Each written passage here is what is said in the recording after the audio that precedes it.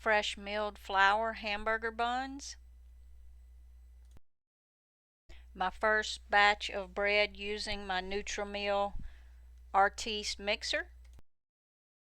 My bread making just got a little easier. Let me show you how I did it. So this is just going to be a small batch of hamburger buns to see if I can achieve the window pane in my new Nutri-Mill Artiste. I've got a quarter of a cup of water here with 1.5 teaspoons of yeast, and while I'm waiting on it to bloom, I've got 250 grams of fresh milled flour in my mixer, and to that I'm going to add half a cup of water, and I'm going to add 1 egg, a tablespoon of honey, a tablespoon of olive oil, and I'm going to give that a mix.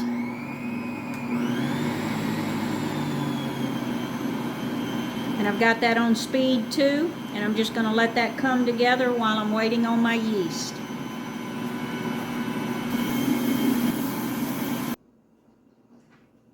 I'm not looking to knead that right now. I just want it to come together and give it time to just sit there a little bit while my yeast is activating.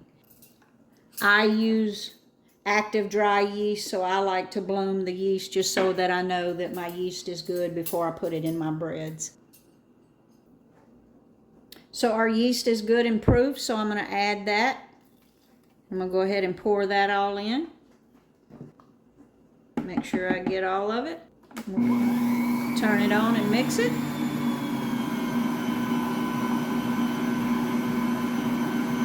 And I've got that on speed too. And I'm just going to let that knead. So I'm going to let that knead, and I'm going to see how long it takes to get to window pane stage.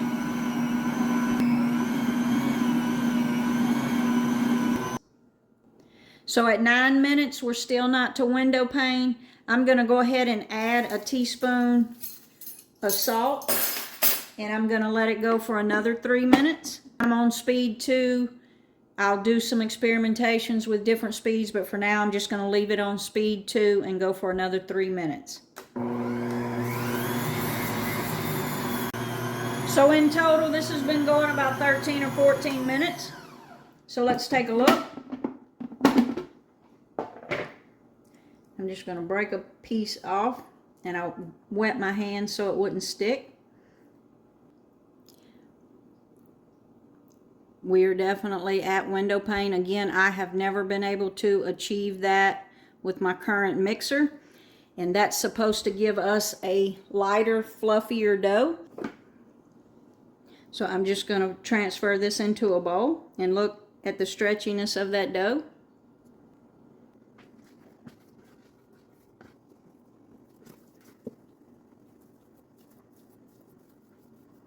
So I got my dough transferred to a bowl here. I'm just going to cover it and let it rise. So it's been about 45 minutes and my dough is ready to be shaped. So I'm going to wet my hand just a little bit, and I've kind of dampened my mat here so I can shape my hamburger buns.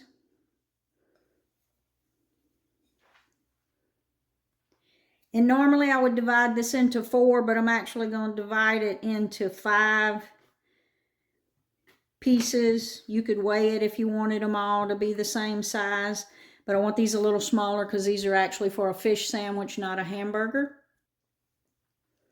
And I'm just going to do a rough shaping into a ball first.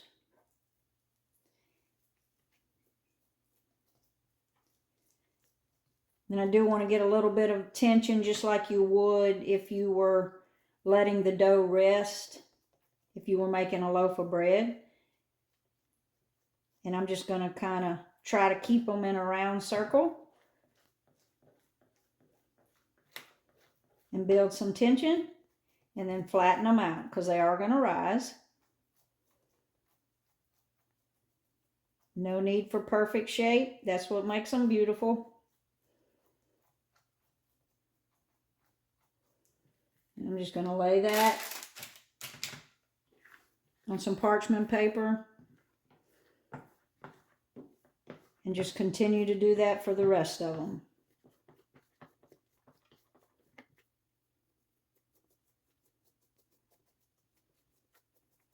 So there we have them, and I'm going to cover them with plastic wrap again and let them finish their final proofing, and then we'll bake them.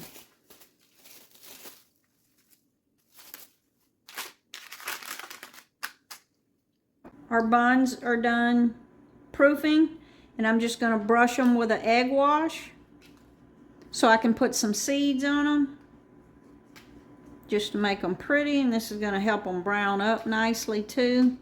And I've got some sesame seeds that I'm just going to sprinkle on. And then I'm going into a 375-degree oven for about 14 to 17 minutes.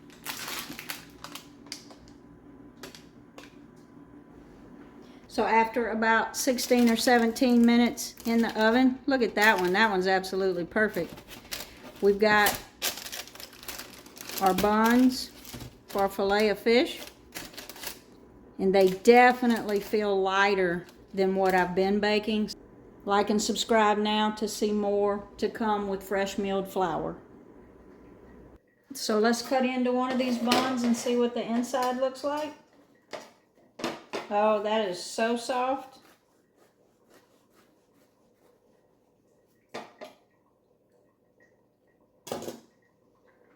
Look at that. So I'm going to say that mixer definitely made a difference. The inside of that bun is so soft and tender. That's definitely a better bun than what I have been making.